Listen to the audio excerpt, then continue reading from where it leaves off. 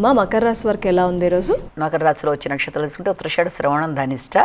ఈ మకర రాశి వాళ్ళకి ఈ రోజున ఖర్చులు మొదలైనవి అధికంగా ఉంటాయి. ప్రయాణపు బడలిక, నూతన ప్రదేశాలకి వెళ్ళడానికి చేసే ప్రయత్నాలు, వృత్తిపరమైన తృప్తి కన్నా కూడా ప్రెషర్ అనేది ఎక్కువగా ఉండడం, దానివల్ల సమయానికి ఆహార స్వీకరణ కానీ లేకపోతే విశ్రాంతి ప్రశాంతత తగ్గడం వల్ల కొంత స్థిమితం కూడా తక్కువగా ఉంటుంది. కనుక వీలైనంతవరకు వ్యక్తిగత ఆరోగ్యానికి తర్వాత విశ్రాంతికి ఎక్కువ మీరు అవకాశం ఇస్తూ ముందుకు వెళ్ళాలి.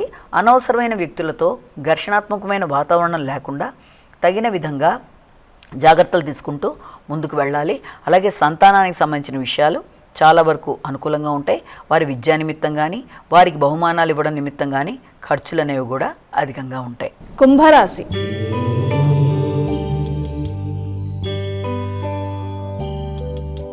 మా కుంభరాశి వారికి ఎలా ఉంది ఈరోజు? కుంభరాశిలోకి వచ్చిన నక్షత్రాలు తీసుకుంటే ధనిష్ట, శతభిషం, పూర్వభాద్ర 3 పాదాలు. ఈ యొక్క కుంభరాశి వాళ్ళకి ఆలోచనలు చాలా వరకు అనుకూలంగా ఉంటాయి. ఎదురు చూసిన విషయాలు చాలా వరకు మీరు ఏదైతే అనుకుంటూ వచ్చారో ఇప్పటిదాకా అవన్నీ కూడా ఉపయోగకరంగా ఉంటాయి.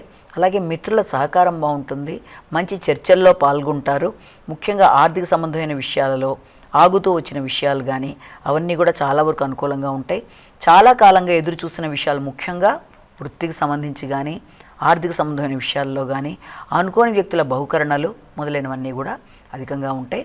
తద్వారా మీ యొక్క గృహానికి సంబంధించి కానీ మీ యొక్క పర్సనల్గా కొత్త విషయాలు నేర్చుకుంటూ మీ విద్యా సంబంధమైన విషయాలలో ఏదైనా పుస్తకాలకు సంబంధించి మీ రైటింగ్ స్కిల్స్ని పెంచుకుంటూ ముందుకు వెళ్ళడానికి ప్రయత్నాలు చేస్తారు. మీనరాశి.